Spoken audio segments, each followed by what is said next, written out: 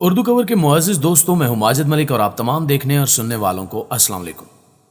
پیارے دوستوں، کیا آپ جانتے ہیں کہ ہم جنس پرستی کو کس ملک نے کس سن میں سب سے پہلے جائز قرار دیا تھا، اور یہ کہ ہم جنس پرستی کس قوم کی ایجاد ہے؟ آج کے اس ویڈیو میں ہم آپ کو ہم جنس پرستی کی تاریخ کے متعلق اہم حقائق بتلائیں گے۔ یہ حقائق یقیناً آپ کے علم میں اضافے کا سبب بنیں گے، لہٰذا اس قیمتی ویڈیو کو شروع سے لے کر آخر تک ضرور دیکھیے گا۔ تو آئیے چل کر موضوع کا باقاعدہ آغاز کرتے ہیں۔ ناظرین گرامی، تاریخی شواہد کے تازہ ترین مطالعے سے پتہ چلتا ہے کہ شادی کی روایت کم و بیش 4,500 سال پرانی ہے۔ آج سے ہزاروں سال قبل خاندان غیر منظم افراد پر مشتمل ایک ادارہ ہوتا تھا جس کی رہنمائی مرد کرتے تھے۔ شکار کے عہد سے انسان نے جب تہذیب کا دامن پکڑا تو ایک مضبوط اور منظم خاندان کی ضرورت محسوس ہوئی۔ ماڈرن محققین کے مطابق تاریخ کی پہلی شادی 2350 قبل از مسیح میں میسوپوٹیمیا یعنی قدیم عراق کے گرد و نواح میں ہوئی۔ اگلی چند صدیوں میں شادی قدیم عبرانیوں، اہل روم اور یونانیوں کے زیر انتظام سماجی اداروں کے ساتھ منسلک ہو گئی، لیکن اس وقت تک شادی کا محبت اور مذہب کے ساتھ کوئی رشتہ نہیں تھا۔ شادی کا اولین مقصد عورت کو مرد کے ساتھ جوڑنا تھا تاکہ مرد اپنی نسل بڑھا سکے۔ عورت کو مرد کی پراپرٹی یا جائیداد قرار دے دیا جاتا۔ کوئی بھی مرد جب اپنی بیٹی بیاہ دیتا تو یہ الفاظ ادا کرتا کہ میں اپنی بیٹی کو جائز یا مفید نسل پیدا کرنے کے لیے بیاہ رہا ہوں۔ قدیم عبرانی مردوں کو یہ حق حاصل تھا کہ ایک سے زائد شادیاں کریں، جبکہ شادی شدہ یونانی اور رومی مرد آزادانہ طور پر اپنی جنسی خواہشات کو پورا کرنے کے لیے جسم فروش عورتوں اور کم عمر بچوں سے جنسی ملاپ کرتے، جبکہ ان کی بیگمات کے لیے ضروری تھا کہ وہ 4 دیواری تک محدود رہیں۔ شادی شدہ عورتوں کے لیے لازم تھا کہ وہ مرد کی پسندیدہ نسل پیدا کریں، بصورت دیگر مرد انہیں فارغ کر کے دوسری عورتوں سے شادی کر سکتے تھے۔ تاہم اس حوالے سے ہم جنس پرستی کی ٹرم بھی کافی مقبول ہے، جو کہ شادی سے ہٹ کر ایک ایسا کبھی اور گھٹیا عمل ہے جس کو دین اسلام میں سختی سے منع کیا گیا ہے۔ حیران کن طور پر ہم جنس پرستی کی ایک لمبی تاریخ کتب میں پائی جاتی ہے۔ دوستو، ایک ہی جنس کے حامل افراد کے مابین پائے جانے والے جنسی میلان کے متعلق خیال کیا جاتا ہے کہ یہ وراثتی یا موروثی ہوتا ہے۔ برطانیہ اور مغربی ممالک میں باہمی رضامندی کے تحت ہم جنس پرستی کو 1967 میں جائز قرار دے دیا گیا۔ کئی دیگر ممالک میں بھی اسے جائز قرار دیا جا چکا ہے، اور پاکستان میں میرا جسم میری مرضی کا گھناؤنا اور کبھی عمل اسی سلسلے کی ایک کڑی ہے۔ لیکن اسلام سمیت اکثر مذاہب میں یہ ناجائز اور سخت حرام ہے، اور اس کا مرتکب شخص سزا کا مستحق ہوتا ہے۔ ہم جنس پرستی کو فروغ دینے میں اس وقت اور جو ممالک سرگرم ہیں ان میں امریکہ پیش ہے۔ امریکہ کے تحقیقی ادارے بھی اس پر کام کر رہے ہیں اور ہم جنس پرستی کے حق میں مختلف دلائل دے رہے ہیں۔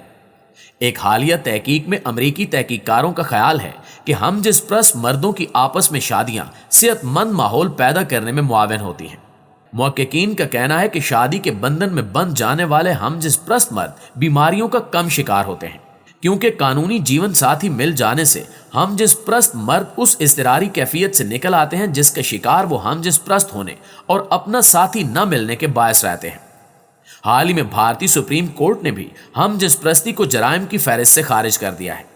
اس وقت دنیا بھر کے 113 ممالک میں ہم جنس پرستی کو قانونی تحفظ حاصل ہے، اور شاید آپ یہ جان کر حیران ہوں کہ ان میں مالی، اردن، قازقستان، ترکی، تاجکستان، کرغستان، بوسنیا اور آذربائیجان جیسے 9 مسلم ممالک بھی شامل ہیں۔ ہم جنس پرستی پاکستان سمیت 76 ممالک میں غیر قانونی ہے۔ ہم جنس پرستوں کی عالمی تنظیم ILGA 1978 میں مارز وجود میں آئی، جس کا بنیادی مقصد دنیا بھر میں بسنے والے ہم جنس پرستوں کے حقوق کا تحفظ کرنا ہے۔ اب یہ تنظیم 110 ممالک میں کام کر رہی ہے۔ دوستو، ILGA کو 2008 میں اس وقت شہرت ملی جب اس کی کوششوں سے اقوام متحدہ کی جنرل اسمبلی نے پہلی مرتبہ ہم جنس پرستوں کے حقوق کی توثیق کی۔ اس موقع پر گرما گرم بحث ہوئی۔ اعلامیے کے حق میں 23 جبکہ مخالفت میں 19 ووٹ پڑے۔ اس اعلامیے کے حق میں امریکہ، یورپی یونین، برازیل اور دیگر لاطینی امریکی ممالک نے ووٹ دیا، جبکہ روس، سعودی عرب، نائجیریا اور پاکستان نے مخالفت کی، اور چین اور دیگر ممالک نے رائے شماری میں حصہ نہیں لیا تھا۔ موریتانیہ سمیت کچھ ممالک نے اس قرارداد کو انسانیت کے بنیادی حقوق کو تبدیل کرنے کی کوشش قرار دیا۔ جن ممالک میں ہم جنس پرستی کی اجازت ہے ان میں سے بیشتر ممالک میں اب اسی موضوع پر فلمیں بھی بن رہی ہیں، جیسے اب بھارت میں بھی ہم جنس تعلقات پر فلمیں بن رہی ہیں۔ इसी तरह तुर्की में फिल्म ज़ैनी में हम जिस प्रस्ती से मुतल्लिक एक हकीकी वाक़े को मौजू बनाया गया है।